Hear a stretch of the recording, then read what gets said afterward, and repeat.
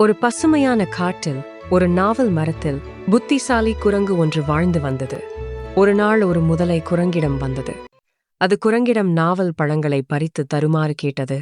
குரங்கு அதற்கு பழங்களை பறித்து கொடுத்தது. அதன் பிறகு அவர்கள் நல்ல நண்பர்களாக ஆனார்கள்.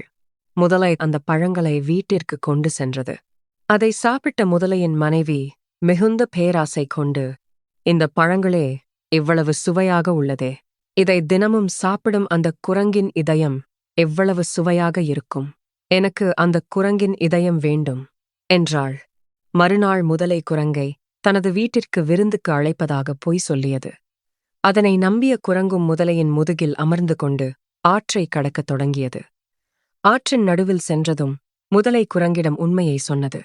உடனே அந்த புத்திசாலி குரங்கு, அப்படியா, இதை முன்பே சொல்லியிருக்கலாமே, என் இதயத்தை மரத்திலேயே வைத்துவிட்டேன் என்றது. பிறகு குரங்கு, என்னை மீண்டும் மரத்தின் அருகே கொண்டு செல், இதயத்தை எடுத்து வந்துவிடுகிறேன் என்றது. உடனே முதலையும் குரங்கை மரத்தின் அருகே அழைத்து வந்தது. திரும்ப வந்ததும் குரங்கு மரத்தில் ஏறிக்கொண்டு, அட முட்டாள், யாராவது இதயத்தை கழட்டி வைப்பார்களா என்று சிரித்துவிட்டு தப்பித்தது.